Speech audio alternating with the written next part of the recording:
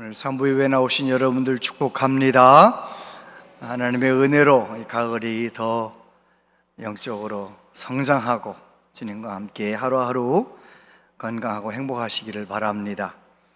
우리가 지난주에 한번 해보셨는데 오늘도 한 번만 하나님 앞에 새 생명 초청잔치 결단하면서 한번 외쳐보겠습니다.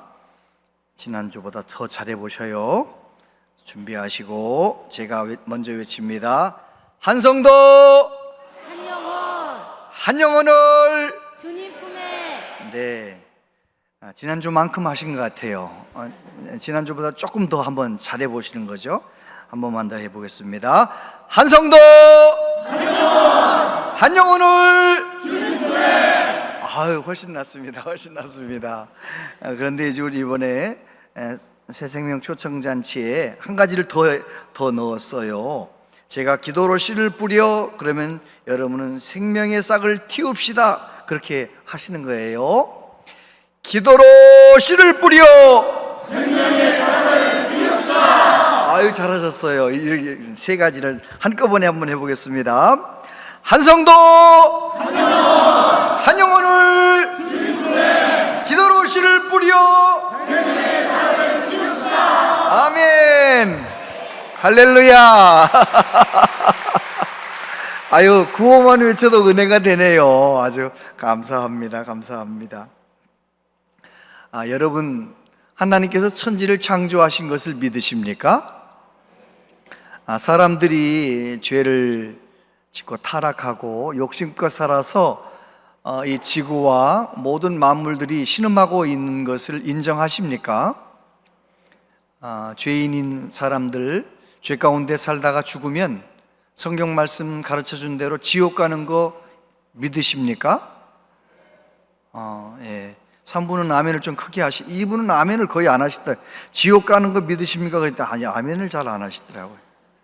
예수님을 믿으면 어떤 죄와 허물이 있다 하더라도 예수님, 나의 죄를 위해 십자가에 죽으신 예수님을 믿으면 죄 사함 받고 하나님의 자녀가 되는 것을 믿으십니까? 저 어린 시절에 그런 찬양을 불렀었어요. 또 오랫동안 불렀죠. 그 이후에도 돈으로도 못 가요 하나님 나라, 맘 착해도 못 가요 하나님 나라. 맞아요? 틀려요? 맞지요. 돈 많이 벌어도 성공해도 마음 착해도 뭐 사람이 나이스한 사람이라도 그런 거 가지고 천국 못 갑니다. 오직 예수님을 나의 구주로 믿을 때에만 믿음으로 가는 나라, 하나님 나라, 그걸 믿으십니까? 그렇다면, 그거 믿는다면 우리의 믿음의 내용이 좀 달라져야죠. 삶의 내용이 달라져야죠. 이 놀라운 은혜, 값없이 우리에게 부어주시는 하나님의 은혜, 우리의 모든 죄를 예수님이 담당하시고 십자가에 죽으시고 누구든지 성령의 도움 가운데 그 예수님을 믿기만 하면 죄 용서받고 하나님의 자녀가 된다는 이 놀라운 구원의 복음을 아직도 모르는 사람들에게 전해야 마땅하지 않겠습니까? 그런 일이 있었다잖아요. 중세의 어느 수도원에서 수도원 원장님이 수도사들에게 설교를 이제 연습시키고 훈련시키는데 하루는 그 수도사들 가운데 말수가 없는 수도사가 지명이 된 거예요. 그래서 설교단에 올라와 가지고 설교를 해야 되는데 이 수도사가 앞이 캄캄한 거예요. 그래서 한마디를 했는데, 여러분 오늘 제가 무슨 설교를 할지 아십니까? 그랬어요. 그러니까 그 앞에 앉아있는 수도사들이 모릅니다, 나도 모릅니다 하고 내려갔어요. 수도 원장님한테 야단 맞고 내일 한 번 더 기회를 줄 테니까 하라고 그래가지고 준비해가지고 올라오라고 해가지고 그 다음날 그게 소문이 나가지고 더 많은 수도사들이 이렇게 모여가지고 앉아있는데 또 그 수도사가 올라와가지고 괴짜 같은 말을 하는 거예요. 여러분, 오늘 내가 무슨 말씀을 할지 아십니까? 그랬더니 이 사람들이 이번에는 압니다 그랬어요. 앞에 있는 수도사 압니다. 그랬더니 이 수도사가 알면 됐습니다 그러고 내려갔어요. 수도 원장님이 노발대발하면서 지금 뭐 하는 거냐, 내일 마지막으로 한 번만 더 기회를 줄 테니까 잘 준비해 오라고. 그래가지고 그 다음 날은요, 다른 수도원까지 이 소문이 나가지고 다른 수도원의 수도사들도 다 와가지고요 아주 가득 찬 거예요. 또 그 수도사가 올라와가지고 여러분, 오늘 제가 무슨 설교할지 아십니까? 그랬더니 이쪽 반은 압니다, 이쪽 반은 모릅니다 그러는 거예요. 그러니까 이 수도사가 하는 말이, 아는 사람이 모르는 사람한테 알려주세요. 그리고 내려갔다는 거예요. 수도원 원장님이 화를 낼 줄 알았는데 수도원 원장님이 올라와서 하는 말이, 우리 수도원 생긴 역사 이래 가장 명설교였다. 아는 사람이 모르는 사람에게, 그래서 수도원의 모토를 아는 사람이 모르는 사람에게. 여러분, 우리가 하나님의 그 사랑, 그 은혜를 알면 모르는 사람에게 알려줘야 되죠. 구원의 복음을 알면 모르는 사람에게 알려줘야지요. 우리의 신앙생활이 내가 구원의 복음을 누리고 알고 또 전하는 은혜가 있게 되길 바랍니다. 오늘 말씀은 요나 이야기입니다. 요나 선지자는 아주 문제가 많은 선지자였는데 하나님께서는 문제가 많은 요나 선지자를 쓰신 거예요. 그리고 이 사건을 통해서 하나님께서는 아수르 니느웨 백성들을 회개시키는 것도 또 하나님의 일이셨지만 요나를 변화시키시려고 끝까지 포기하지 않으시는 하나님을 만나게 되는 거예요. 뿐만 아니라 우리는 오늘 말씀 속에서 하나님은 잃어버린 영혼들을 다 귀하게 여기신다. 교회 안에 들어있는 사람만 귀하게 여기시는 것이 아니라 아직 교회 밖에 방황하고 있는 잃어버린 영혼들을 귀하게 여기신다는 하나님의 마음을 알려주시는 것이지요. 오늘 이 세 가지를 잠깐 말씀을 나눕니다. 첫 번째, 요나는 문제가 많은 사람이었습니다. 1장 1절 이하에 보면, 여호와의 말씀이 아미떼의 아들 요나에게 임하니라 이르시되, 너는 일어나 저 큰 성읍 니느웨로 가서 그것을 향하여 외치라. 그 악독이 내 앞에 상달되었음이니라 하시니라. 그러나 요나가 여호와의 얼굴을 피하려고 일어나 다시스로 도망하려 하여 욥바로 내려갔더니 마침 다시스로 가는 배를 만난지라. 여호와의 얼굴을 피하여 그들과 함께 다시스로 가려고 배삭을 주고 배에 올랐더라. 요나는 성경의 열왕기서에 나타나는데 그 열왕기에 보면 이렇게 돼 있어요. 여로보암 2세가 통치하던 그 시대에 사역을 했는데, 여로보암 2세에게 전쟁하러 나가셔서 승리를 얻으시고 땅을 많이 얻으실 것입니다. 요나는 그렇게 말씀을 전하는 거예요. 다시 말해서 어용 선지자처럼 지금 죄를 행하고 우상 숭배하는 교만한 여로보암 2세 왕이 듣고 싶은 말을 하는 거예요. 아모스 선지자는 똑같은 시대의 선지자인데 어떻게 말씀을 전합니까? 하나님의 공의가 강물처럼 흐르는 나라가 되게 만들어야지, 이렇게 하나님 앞에 우상 숭배하고 이렇게 불의하면 망한다라고 하나님의 말씀을 바르게 전했어요. 요나는 그렇게 잘못된 선지자였어요. 근데 오늘 요나서를 읽어보면 정말 잘못된 사람이에요. 문제가 많아요. 하나님께서 니느웨에 가가지고 말씀을 전하라고 했는데 어디로 도망쳤다고요? 다시스로 도망쳤어요. 저 지도를 보세요. 저 배를 타고 도망치는 거예요. 걸어서 니느웨에 가가지고 말씀을 전해야 되는데 동쪽으로 가지 않고 저 멀리 서쪽, 저 스페인 다시스, 저기 가면 하나님 없을 줄 알았는지 아무튼 그쪽으로 도망치는 거예요. 요나는 문제가 많은 사람이었습니다. 그래서 그 다시스를 향하여 가는 배를 타고 가다가 풍랑을 만나게 되고, 결국은 요나가 자기가 잘못해서 그런 걸 고백하면서 나를 바다에다 던져라, 그러면 풍랑이 잔잔해질 것이다. 요나서 1장 읽어보면요, 요나는 아주 문제가 많고 이방 뱃사공들은 너무너무 사람들이 괜찮아요, 나이스한 사람들이에요. 결국은 어떻게 되느냐, 요나는 물속에 빠지고 하나님께서 물고기 뱃속에 3일 동안 요나가 회개기도 하도록 만드셨지요. 그리고 나서 그를 이제 해변에 토해놓고 하나님 다시 말씀하세요.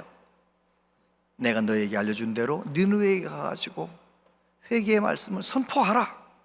그래가지고 요나서 3장에 보면 어떻게 되어 있느냐, 4절부터 보면 요나가 그 성읍에 들어가서 하루 동안 다니며 외쳐 이르되 40일이 지나면 니느웨가 무너지리라 하였더니 니느웨 사람들이 하나님을 믿고 금식을 선포하고 높고 낮은 자를 막론하고 굵은 베옷을 입은지라. 그 일이 니느웨 왕에게 들림에 왕이 보좌에서 일어나 왕복을 벗고 굵은 베옷을 입고 제 위에 앉으니라.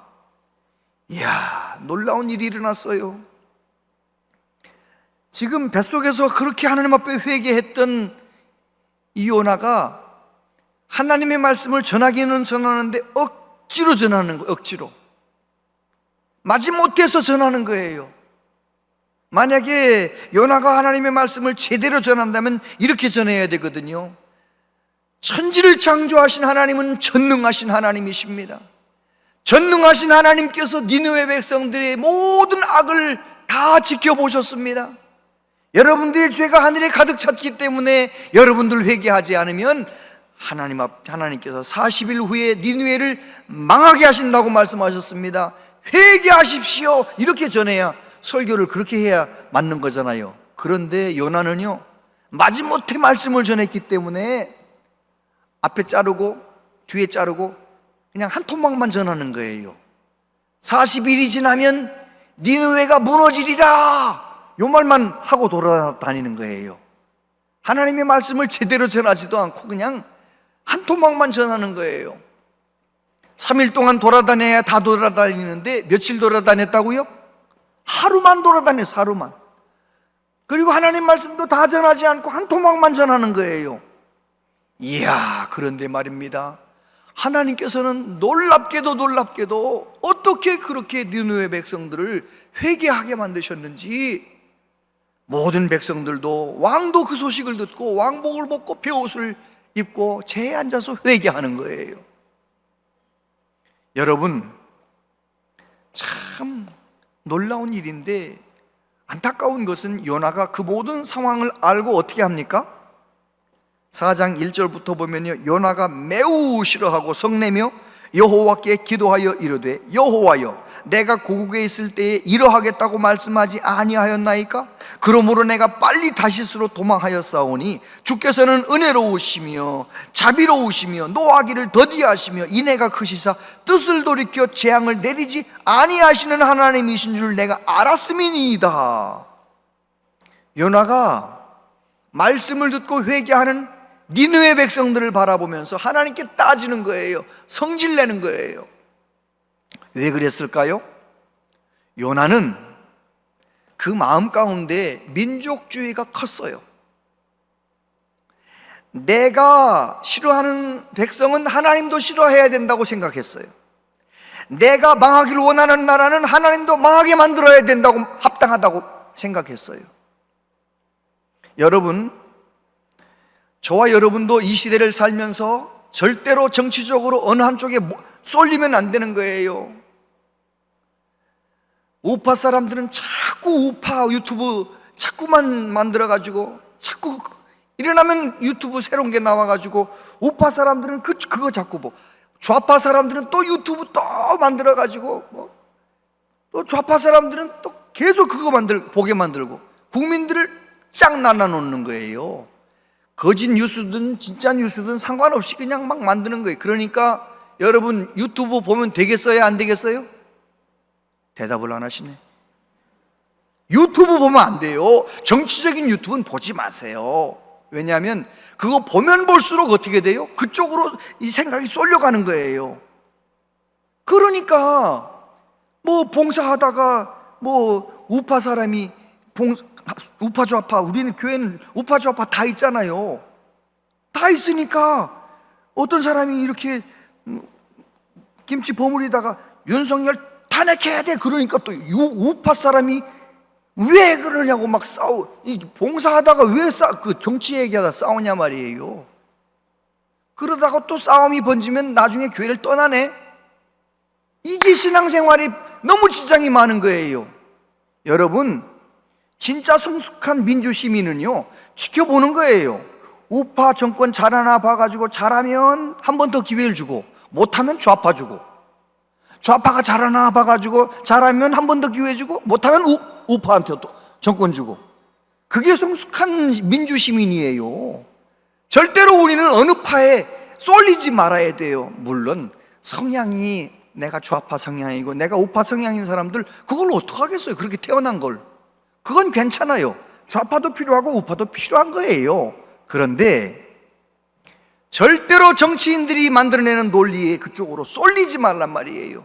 우리는 하나님의 은혜로 우리나라가 바로 서는 거지, 우파가 잡으면 우리나라 잘 살 것 같아요? 좌파가 잡으면 우리나라 잘 될 것 같아요? 그런 거 아니에요. 하나님의 은혜로 되는 거예요. 그래서 절대로 그런 정치적인 유튜브 보고 그러면 우리도 요나처럼 이렇게 잘못되기 쉬워요. 하나님이 분명히 말씀하셨는데도, 그리고 말씀을 전해서 회개하는 백성들을 보면서도 어떻게 이럴 수가 있냐고요. 요나 문제 많았어요. 두 번째, 그런데 우리 하나님은 어떻게 하십니까? 그런 요나를 설득하시는 거예요. 3절 보면 여호와여 원하건대 내 생명을 거두어 가소서, 사는 것보다 죽는 것이 내게 나음이니이다 하니 여호와께서 이르시되 내가 성내는 것이 옳으냐 하시니라. 요나가 성읍에서 나가서 그 성읍 동쪽에 앉아 거기서 자기를 위하여 초막을 짓고 그 성읍에 무슨 일이 일어나는가 보려고 그 그늘 아래에 앉았더라. 하나님 여호와께서 박넝쿨을 예비하사 요나를 가리게 하셨으니 이는 그의 머리를 위하여 그늘이 지게 하며 그의 괴로움을 면하게 하려 하심이었더라. 요나가 박넝쿨로 말미암아 크게 기뻐하였더니 하나님이 벌레를 예비하사 이튿날 새벽에 그 박넝쿨을 갉아먹게 하심에 시드니라. 해가 뜰 때에 하나님이 뜨거운 동풍을 예비하셨고 해는 요나의 머리에 쪼임에 요나가 혼미하여 스스로 죽기를 구하여 이르되 사는 것보다 죽는 것이 내게 나으니이다 하니라. 하나님이 요나에게 이르시되 내가 이 박넝쿨로 말미암아 성내는 것이 어찌 옳으냐 하시니 그가 대답하되 내가 성내어 죽기까지 할지라도 옳으니이다 하니라. 참 요나가 참 어떻게 그러나 몰라요. 하나님께서 회개하고 그렇게 하나님 앞에 돌아서는 니느웨 백성들, 그들을 바라보며 막 성내는 요나에게 너 그 성내는 게 옳으냐? 그랬더니 대답을 해요, 안 해요? 대답을 안 해. 대답을 안 하는 게 왜 대답 안 하는 거예요? 하나님 앞에 반항하는 거예요. 반항. 그런 요나에게 또다시 한번 기회를 주시는 거죠. 요나가 그래도 망할지 모르니까 나가가지고 성읍 동쪽 높은 곳에서 초막을 짓고 이렇게 지켜보는 거예요. 제발 오늘은 망했으면 좋겠다, 오늘은 망했으면 좋겠다, 그런 마음으로 쳐다보고 있는데 하나님께서 그 초막에 박넝쿨이 쫙 이리 자라게 해주셔서 그늘이 딱 진 거예요. 얼마나 시원한지 너무너무 기뻐하는. 그 다음날 아침에는 또 벌레가 그 넝쿨을 줄기를 먹어서 갉아먹어서 싹 말라버렸네요. 그러니까 이번에 또 막 성질내면서 죽었으면 좋겠다, 죽었으면 좋겠다. 하나님이 뭐라고 말씀하세요?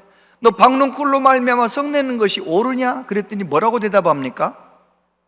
내가 성질 부리며 죽어버려도 옳습니다. 이야, 자살해도 옳다고 막 그렇게 하나님 앞에 억지를 부리는 거예요. 억지를 부리는 거예요. 여러분, 하나님께서는 그 요나를 포기하지 아니하시고 계속 설득하시는 거예요. 계속 설득하시는 거예요. 요나가 얼마나 많은 일들을 만납니까? 큰 풍랑을 만나기도 하고 뱃속에 들어가 큰 고기 뱃속에 들어가 죽을 고생을 하고, 그리고 큰 박넝쿨 다 말라버려서 뜨거운 태양, 뜨거운 동풍, 얼마나 많은 어려움을 당합니까? 그 모든 환경들이 하나님께서 요나를 변화시키고 싶으신 거예요. 우리가 생각할 때 내가 하나님 경외하는 사람이 되면 고난이 없고 평안할 거라 이렇게 생각해요. 그런데 신앙생활하면 평안하기만 합니까? 고난도 옵니까? 여러분, 누구에게든지 고난은 오는 거예요. 고난 없는 사람은 아무도 없어요.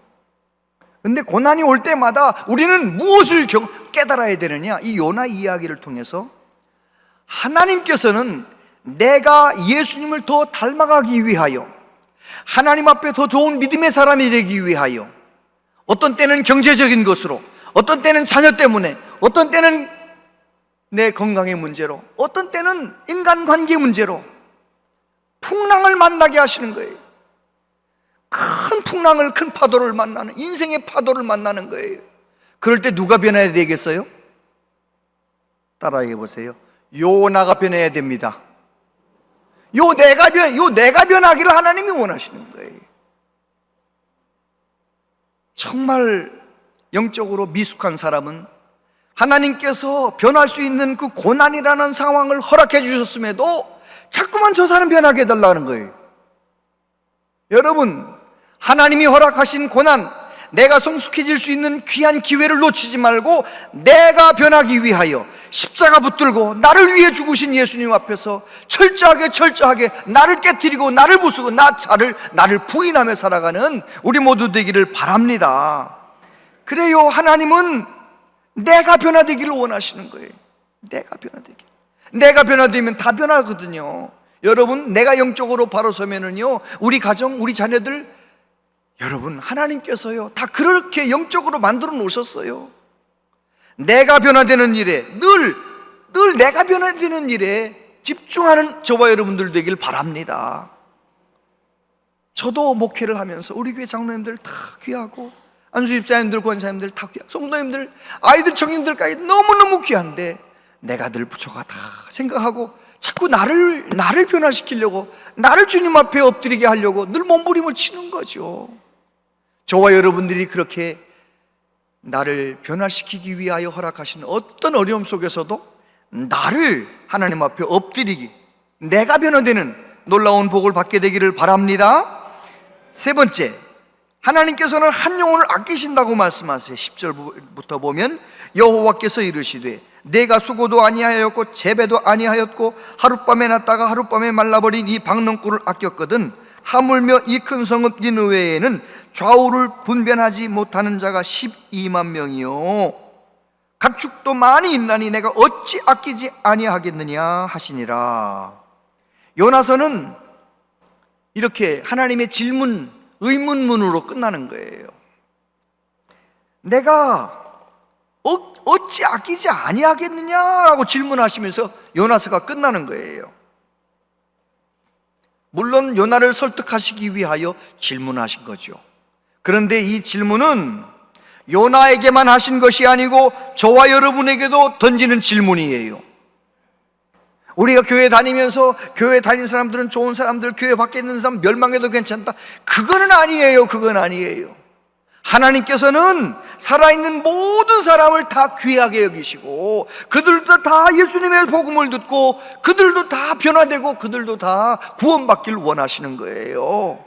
예수님 말씀하셨습니다. 요한복음 6장 40절 읽어보세요. 시작.